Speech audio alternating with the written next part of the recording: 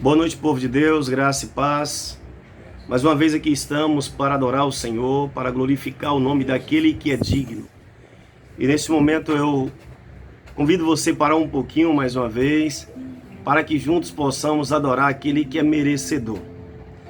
E desta feita eu convido você a fechar os teus olhos, convide também quem está com você aí, onde quer que chegue esta mensagem, esta celebração, que você possa então compartilhar. Então vamos juntos falar com o Senhor. Deus eterno, nós estamos aqui, Senhor, para te adorar, e nós reconhecemos, Deus, de que não há outro igual a ti.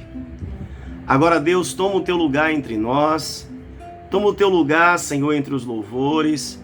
Pai, ilumina a minha mente, o meu coração, unge os meus lábios, sei com minha família que está aqui comigo, sei com a família de Deus que está em toda a terra, onde quer que chegue a nossa voz, que chegue o Evangelho, que o Teu Espírito Santo tenha total liberdade e que cada pessoa que esteja a ouvir, ó Pai, esta celebração, ao tomar parte conosco e celebrar, o Teu Espírito possa estar tocando, a Tua palavra possa estar falando, em nome de Jesus. Tira da nossa mente e do coração tudo aquilo que nos afasta do Senhor, tudo aquilo que impede Te adorar em espírito e em verdade. E nesta hora, Pai, nos envolve com os Teus braços. Ah, Deus, nos acolhe em nome de Jesus Cristo. Amém. Assim eu convido você a abrir a sua Bíblia no Salmo 121 e nós vamos ler a palavra do Senhor. Salmo de número 121, diz assim a palavra do Senhor: Olho para os montes e pergunto: de onde virá o meu socorro? O meu socorro vem do Senhor Deus, que fez o céu e a terra. Ele, o seu protetor, está sempre alerta e não deixará que você caia. O protetor do povo de Israel nunca dorme, nem cochila. O Senhor guardará você. Ele está sempre ao seu lado para protegê-lo. O sol não lhe fará mal de dia, nem a lua de noite. O Senhor guardará você de todo perigo. Ele protegerá a sua vida. Ele o guardará quando você for e quando voltar, agora e para sempre. Amém. Certo de que o Senhor continua o mesmo. Amém. Nós vamos adorar o Senhor com um cântico, com a música de adoração. Deus está aqui, Deus está aí onde você está. Deus está aqui, aleluia, tão certo como o ar que eu respiro, tão certo como a manhã que se levantará. Tão certo como eu te falo e tu podes me ouvir. Deus está aqui, aleluia. Tão certo como o ar que eu respiro. Tão certo como a manhã que se levantará. Tão certo como eu te falo e tu podes me ouvir. Certo que Deus está aqui, de que Deus está onde o seu nome é invocado, com sinceridade, com verdade nos lábios. Nós vamos neste momento confessar a Deus os nossos pecados. Eu convido você neste momento a voltar o teu coração, a tua mente, voltar assim a tua vida para o Senhor. E Isaías, capítulo 1, do versículo 10 em diante, diz a palavra do Senhor. Livro do profeta Isaías, capítulo 1, do versículo 10 até o versículo 14, diz assim a palavra do Senhor. Autoridades de Jerusalém, escutem o que o Senhor está dizendo.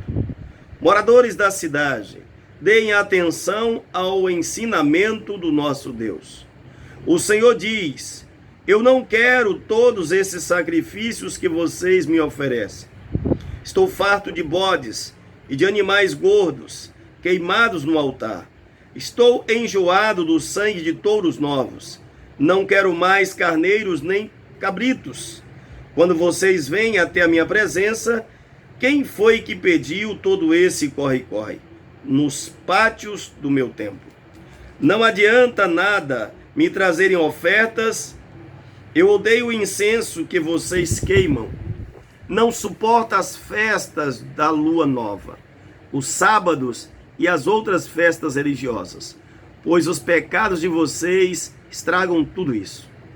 As festas da lua nova e os outros dias santos me enchem de nojo.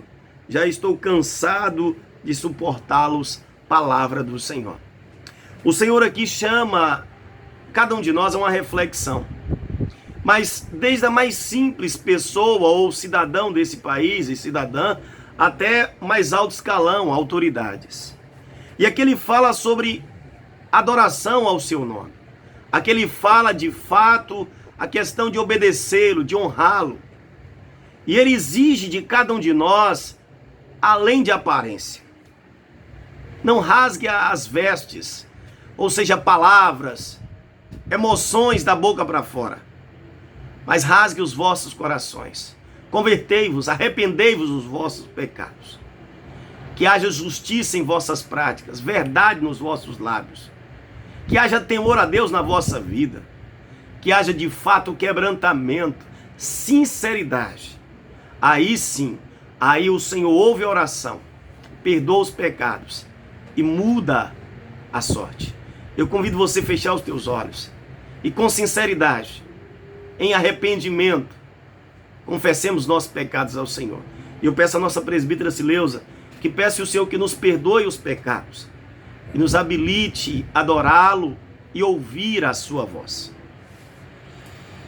Amado Deus, nós queremos nesse momento, Senhor, continuar na tua presença para te pedir perdão, para te pedir misericórdia, Deus, pelos nossos pecados. Sim, Deus. Misericórdia, Deus, pelo que pensamos, pelo que falamos.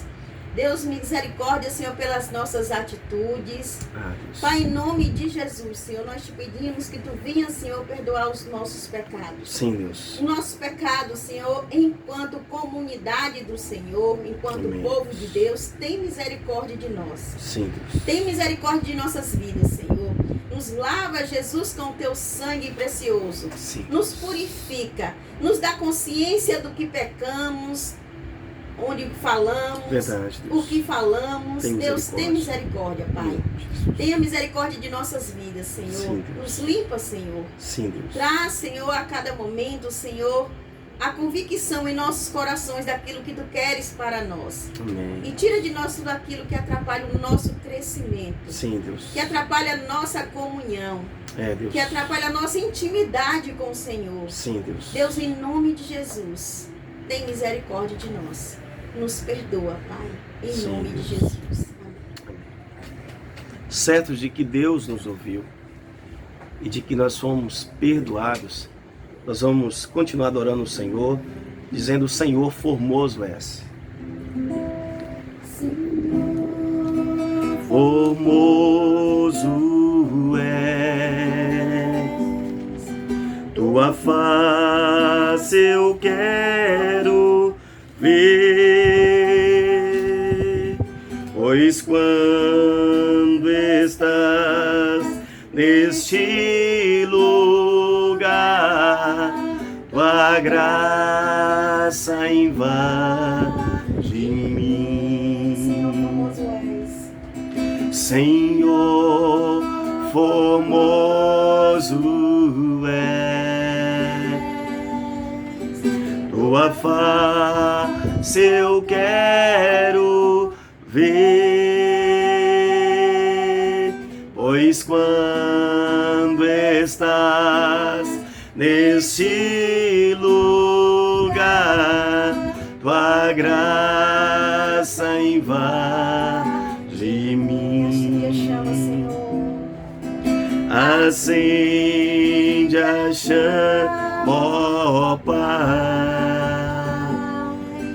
que uma vez brilhou. lámpara brilha, resplandecer o meu primeiro amor,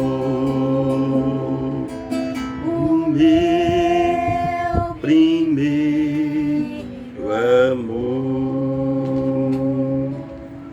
Palavra do Senhor em 2 Coríntios 9, do versículo 6 em diante. 2 Coríntios 9, 6 em diante diz assim: lembrem disto, quem planta pouco, colhe pouco. Quem planta muito, colhe muito. Que cada um dê a sua oferta conforme resolveu no seu coração, não com tristeza nem por obrigação, pois Deus ama quem dá com alegria. E eu quero destacar o versículo 8, para a sua edificação, para a nossa edificação. E Deus pode dar muito mais do que vocês precisam, para que vocês tenham sempre tudo o que necessitam e ainda mais do que o necessário, para fazerem todo tipo de boas obras. Palavra do Senhor. Esse Deus que nós servimos, e é esse Deus que ainda quero deixar um outro texto, que está em 1 Crônicas 29, de 10 a 14. O rei Davi, ele também nos ensina a adorar o Senhor com as nossas ofertas. Ele diz assim, olha o que o rei Davi diz em 1 Crônicas 29, 10 a 14.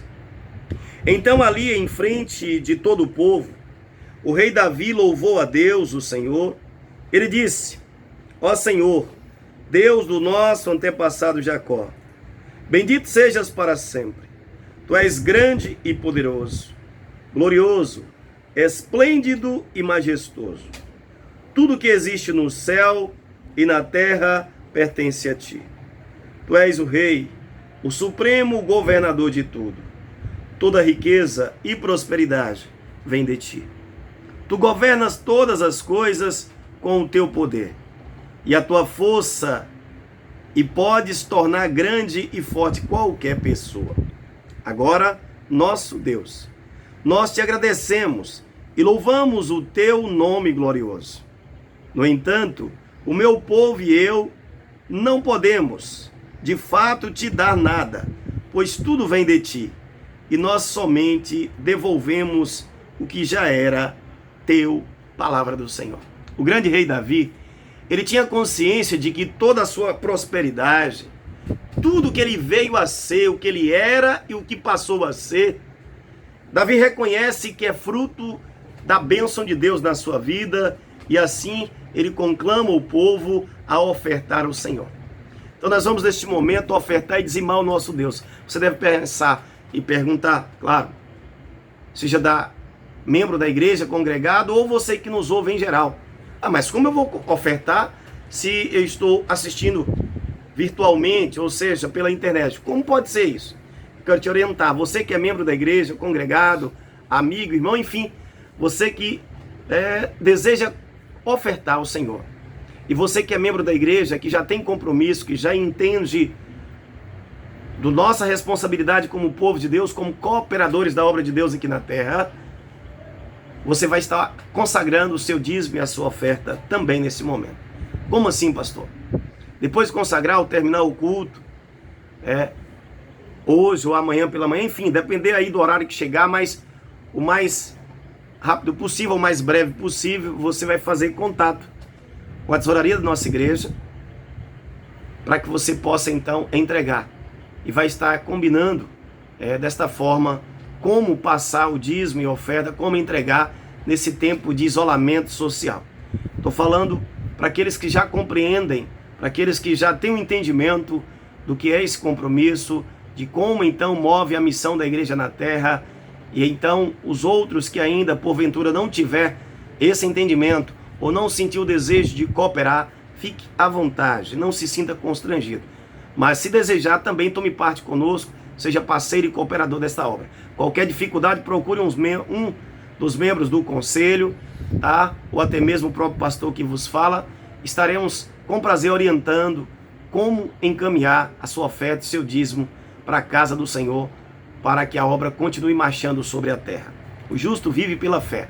A igreja de Deus vive da fé em Jesus Cristo, para Jesus, e assim caminhamos. Nós vamos cantar neste momento, por tudo que tens feito. Consagre em tempo de crise, em tempo de bonança, em todo o tempo. Dê graças e consagre ao Senhor as tuas sementes, o fruto do teu trabalho. Vamos adorar o Senhor. Por tudo que vais fazer, por tuas promessas e tudo que és, eu quero te agradecer com todo o meu ser. Por tudo que tens feito, por tudo que vais fazer, por tuas promessas e tudo que és, eu quero te agradecer com todo o meu ser. Te agradeço, meu Senhor. Te agradeço, meu Senhor. Te agradeço por me libertar e salvar, por ter morrido em meu lugar. Te agradeço, Jesus, te agradeço, eu te agradeço, te agradeço.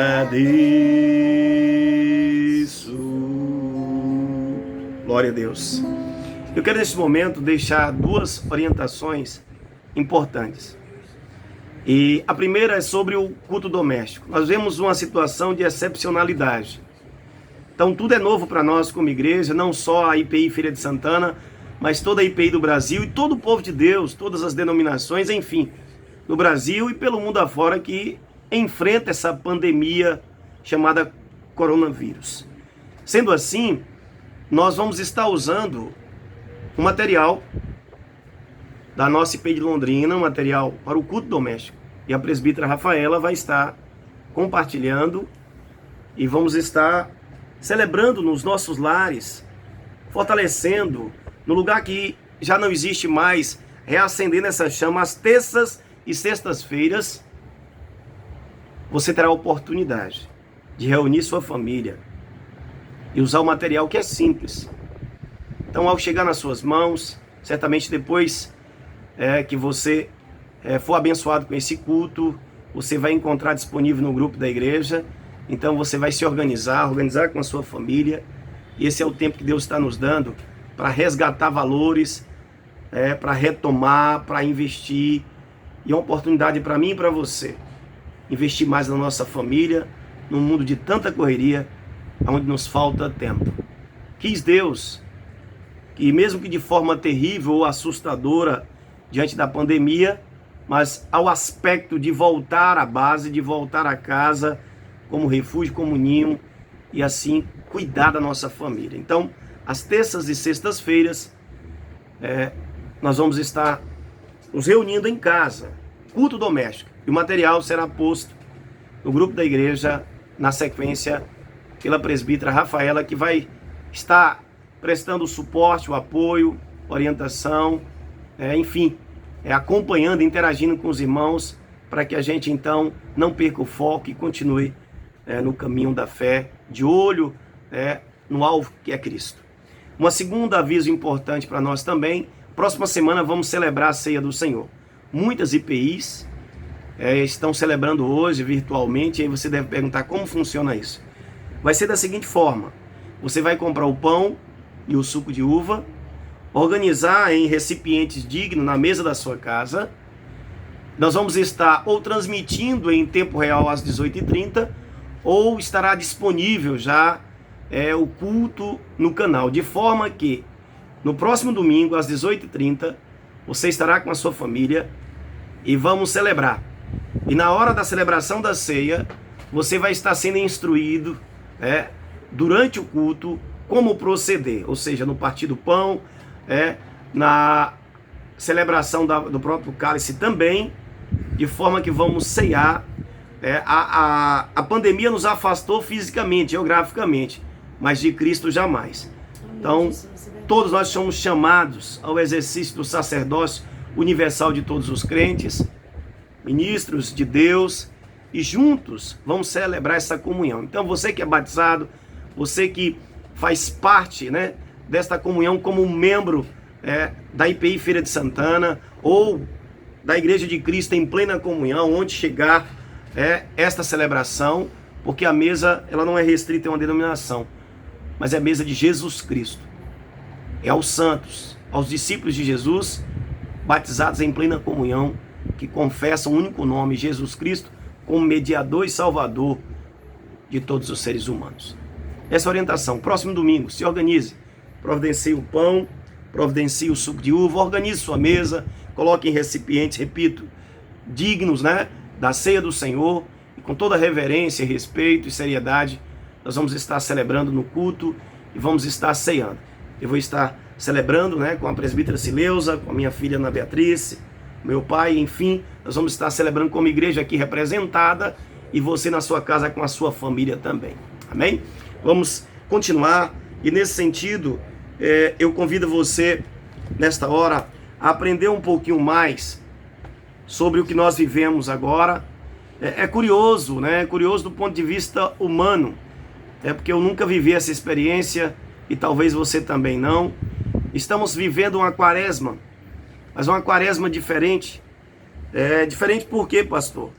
Porque a nossa preocupação hoje gira em torno de quando nós vamos voltar a trabalhar, quando a vida vai voltar à normalidade. E aí, por conta disso, a gente teve que se reinventar como igreja, e ainda está se reinventando, no sentido de buscar os recursos que temos tecnológicos e nos aproximar para a edificação do corpo de Cristo, adoração, comunhão, e assim a gente está servindo uns aos outros. Eu quero falar um pouquinho sobre a quaresma e a Páscoa. Esse domingo que nós celebramos hoje é o domingo de Ramos, é o domingo que antecede o domingo de Páscoa, domingo da ressurreição. E eu quero falar um pouquinho do que é a quaresma e também da Páscoa.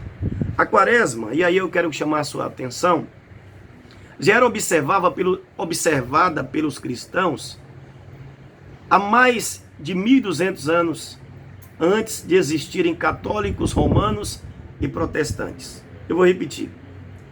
A quaresma já era observada pelos cristãos há mais de 1.200 anos antes de existirem católicos, romanos e protestantes. Surgiu nas comunidades primitivas, devido ao costume de observar-se um período de preparação para a Páscoa, com um período dedicado ao autoexame, arrependimento, jejum e oração. Eu vou repetir esses 40 dias, qual o objetivo desse período? Autoexame, arrependimento, jejum e oração. Neste período de 40 dias ou quaresma, as pessoas imitavam o exemplo de Jesus, que passou 40 dias no deserto em luta espiritual, como está em Mateus 4, de 1 a 11, Marcos 1, 12, 13 e Lucas 4, de 1 a 13. O período da quaresma destinava-se também à preparação intensiva de candidatos para o batismo, ministrado no amanhecer do domingo da Páscoa. Sob a pressão por um mundo secularizado, que afasta Deus do centro da vida e que descarta como obsoletos seus mandamentos, O cristão de hoje necessita de um período como a Quaresma para ajustar o rumo de sua vida à luz das Escrituras. A Quaresma nos convida a acompanharmos Jesus no caminho da cruz, aprendendo com ele a carregar a cruz do seu discipulado. Num contexto social que nega sua doutrina e exemplo de sacrifício próprio para o bem dos outros.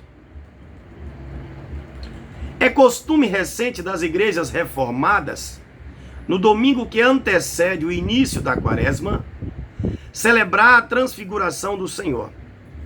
A transfiguração marca o ponto decisivo no ministério de Jesus, depois do ato do qual ele manifestou no semblante a intrépida resolução de ir para Jerusalém, a decisão de ir a Jerusalém.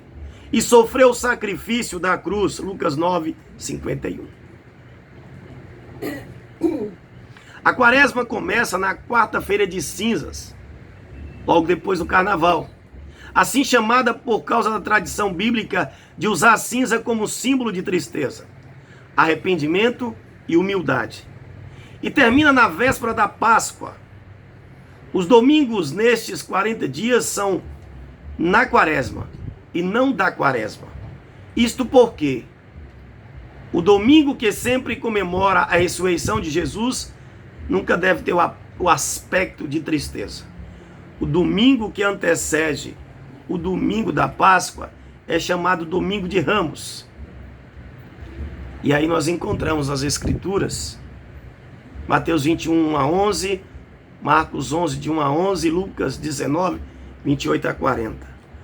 A semana que segue é a semana decisiva. A semana, eu digo, depois de hoje, é a semana decisiva, biblicamente, historicamente, conhecida como Semana Pascal. A quinta-feira maior, ou a quinta-feira, celebramos historicamente, ou relembramos a última ceia do Senhor Jesus com seus discípulos. Na madrugada, então, de quinta para sexta e sexta-feira segue, Jesus então ele foi preso no Jardim de Getsêmani, no Monte das Oliveiras. Ele foi então julgado durante a sexta, ele foi condenado, ele foi crucificado. E no domingo, primeiro dia da semana, ele ressuscitou, como está em Mateus 28, 1 a 10, Marcos 16, 1 a 8, Lucas 24, de 1 a 12. Isto posto, ou seja, essas orientações básicas, eu quero convidar você a abrir a sua Bíblia em Mateus 21.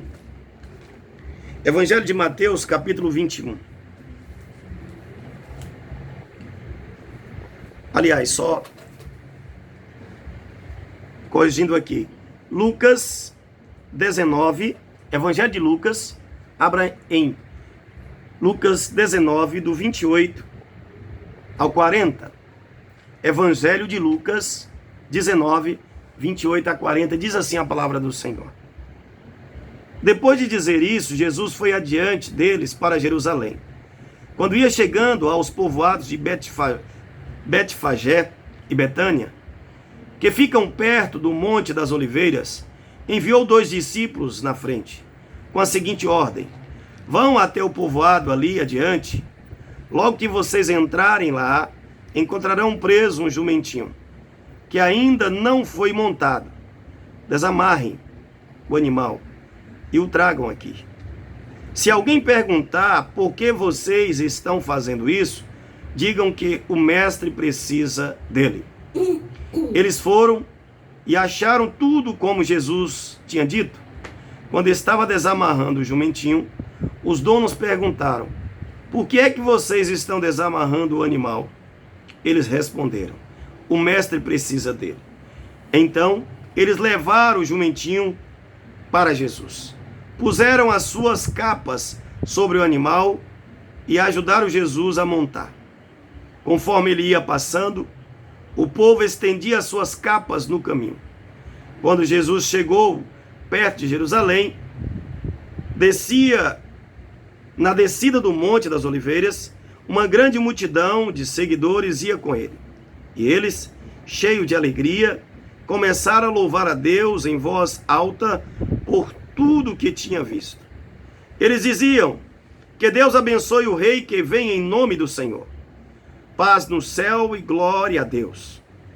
Aí alguns fariseus que estavam no meio da multidão disseram a Jesus: Mestre, mande que os seus seguidores calem a boca. Jesus respondeu: eu afirmo a vocês que se eles se calarem, as pedras gritarão. Palavra do Senhor. Deus fala conosco por meio da palavra pregada. Precisamos ouvir tua voz. Dependemos, Senhor, da tua voz. Por isso, em nome de Jesus Cristo, Pai, prepara o nosso coração e a nossa mente. Esconde-me atrás da cruz do Calvário.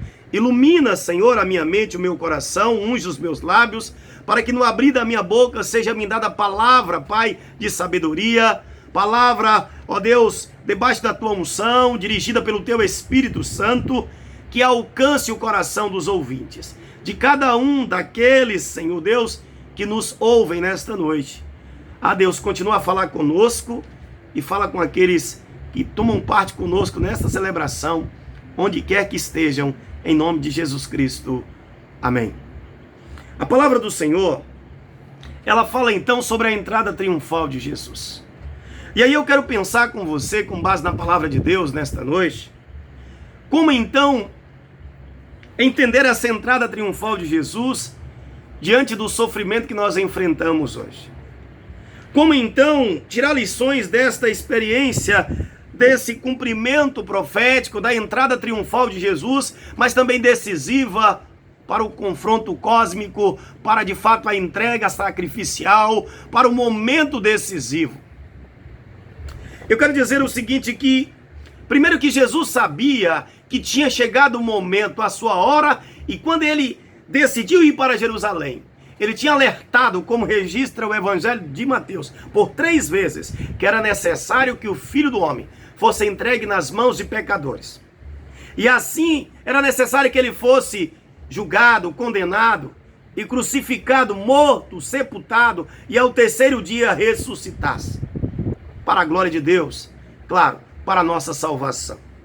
Jesus sabia que aquela entrada triunfal seria a sua última passagem por Jerusalém. A história registra que as pessoas que tomaram parte nesse canto, nesta festa, nesse acolhimento de Jesus, que vem montado não como um rei todo-poderoso no seu cavalo real ou a sua carruagem, com o seu exército, com toda a sua pompa, não, mas vem com a simplicidade do Rei dos Reis. Vem com a grandeza escandalosa, porque a grandeza é a nobreza, a riqueza de Cristo está na simplicidade. E ele entra em Jerusalém saudado. Hosana, Hosana, o que vem em nome do Senhor.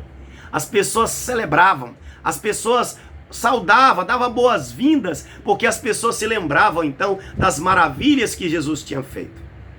Jesus sabia que aquela entrada dele não tinha mais retorno. Ele sabia que aquele momento era um momento decisivo. E aí eu quero chamar um pouquinho para você lembrar algumas coisas do texto. É interessante que Jesus, ele orienta os discípulos antes de seguir para Jerusalém. Ele chega na proximidade de Betfagé e Betânia. E ali ele orienta 2 discípulos para providenciar então um jumentinho para ele. Fica claro que Jesus sabia onde conseguir e que tinha uma senha, que tinha então uma postura. Eles tinham que se comportar e tinha uma senha para ser dita, para que o proprietário entendesse que aquele jumentinho estava sendo requisitado pelo mestre. É interessante que Jesus deixa claro, olha, quando perguntarem por que vocês estão levando o jumentinho, por que vocês estão fazendo isso, vocês vão dizer apenas o seguinte: o mestre precisa dele. E os discípulos, esses 2 discípulos vão até a cidade, até o lugar estabelecido, e então desamarra o jumentinho. O proprietário então se aproxima e vê o que está acontecendo e pergunta: por que vocês estão fazendo isso? E eles, obedientes ao mestre, eles dizem a senha: o mestre precisa dele. Aquele jumentinho iria cumprir uma função extraordinária, mas a gente encontra ali a simplicidade, a singeleza do nosso mestre. Capa dos discípulos, foi colocada sobre o jumentinho e ajudaram Jesus a montar aquele animal. As pessoas lançavam ramos de oliveira, capas, né, de roupa, enfim. As pessoas saudavam como podia o mestre, acolhiam o mestre, festejava com muita alegria a chegada de Jesus a Jerusalém. Mas eu quero chamar a atenção que Jesus tinha tanta consciência que no versículo 41 de Lucas 19 ele diz assim: quando Jesus chegou perto de Jerusalém, ele viu a cidade, chorou com pena dela e disse: ah, Jerusalém, se hoje mesmo você soubesse o que é preciso para conseguir a paz, mas agora você não pode ver isso, pois chegarão os dias em que os inimigos vão cercá-la com as rampas de ataque e vão rodeá-la e apertá-la de todos os lados. Eles destruirão completamente você e todos os seus moradores. Não ficará uma pedra em cima de outra, porque você não reconheceu o tempo em que Deus veio para salvá-la. A igreja de Cristo ainda está na terra. Nós estamos em casa, estamos distantes fisicamente um do outro, mas não do Cristo que nos une. Amém, Jesus, é verdade. Podemos, neste momento, sentir saudade, eu confesso que sinto também, e sentir falta dos meus irmãos, das minhas irmãs, das minhas ovelhas. Sentir faltas, então, dos colegas de ministério, das pessoas que batalham pelo nome de Jesus, pelo reino de Deus na terra. Precisamos ficar em casa, não podemos trabalhar, nem estudar, nem estar em espaços de ajuntamento de muitas pessoas. É verdade, os dias vão passando e começa a ficar estressante. Às vezes falta paciência, sim. Mas só não